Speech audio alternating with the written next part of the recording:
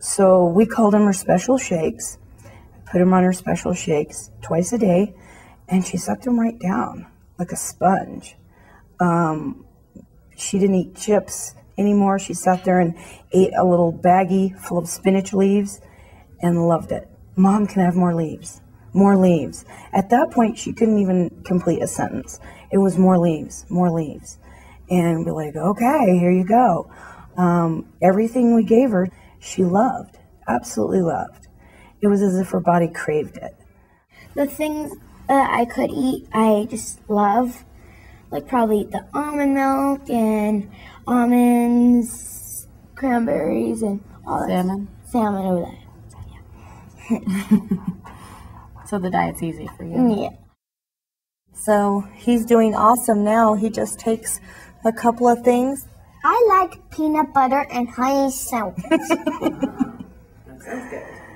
She wouldn't be able to answer a question before. She had an aversion to light. She's very light sensitive, sound sensitive. That went away completely. She had horrible nightmares.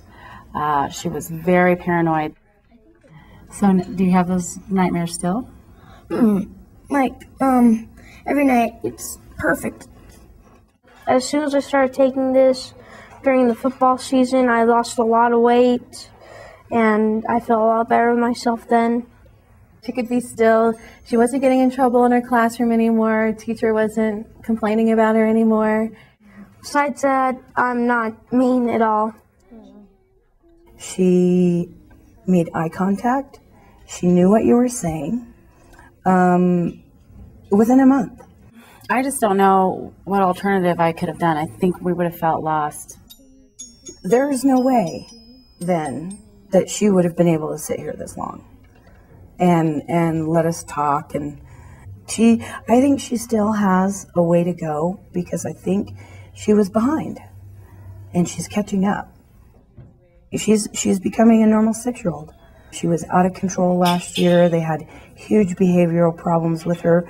This year, in her resource class, she's sitting down, doing all of her work. They're using her to help the other kids. Dahlia isn't gifted. She's playing piano very well. She's painting, award-winning painter already. So now I feel our difference is that Hannah has control of herself and emotions and are better. So if I if I feel bad, I just control myself and just calm down. So it's easier for me to eat these good things and stuff. She had a lot of stomach problems before, and now there's none. I mean, she loves the food, and she keeps us on it more than we keep her. She reminds us that she can't eat things. If I can't eat it, I won't eat it. So. Like right after I started taking it, I was more social, like my mom said, and I started getting more friends. I would go out with them and have fun. My grades are up. It's given us hope, and it's given us structure for Hannah, which she greatly needed. We raised our expectations, and she's met them all. He's totally changed. He's a lot more social now. He does great. That's what's so great about it. It's not this huge change. They're still who they are. They're just better. Let's put her toys away. Oh my God! Here. She joins in. She hugs people. She'll look you in the eye, know you're there. Before, nobody would babysit her because they didn't know how to handle her, and now we can go and do.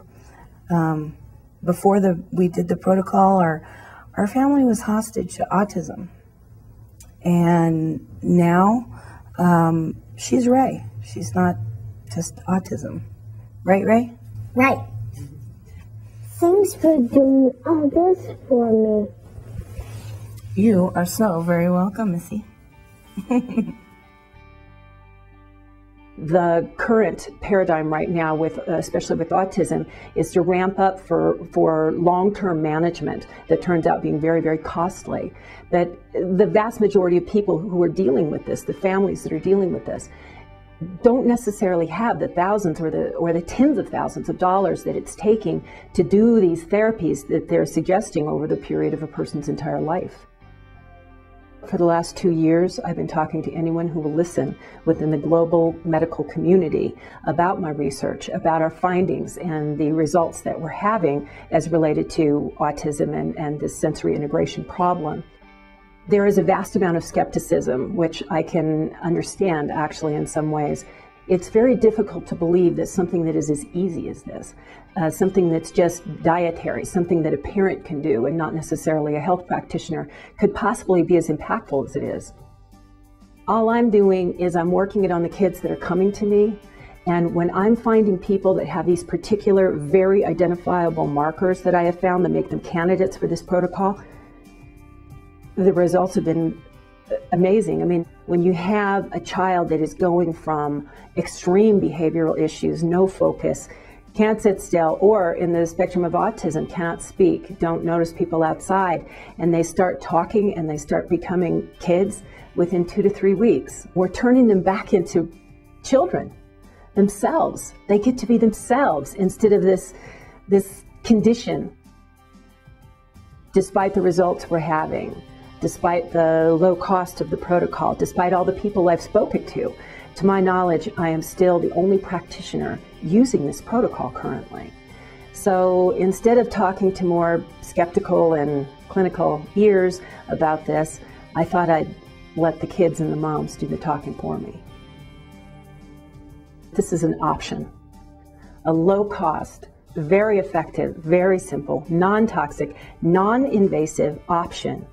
This is something that people can take on themselves and see for themselves whether it works or not. I can't do all this by myself. I need other open-minded practitioners to come in who are willing to trust the results and try this and see how it works and see how many children it works on. That is the only way that we're going to be able to get that information out here. And it's not a hard protocol. Ask my moms and kids if it was worth it to them, because I know what they'll say. So join me, please. I need people that are unwilling to accept this prison that they have put these children in. I need people who are willing to come outside the box that they have labeled autism. Thank you.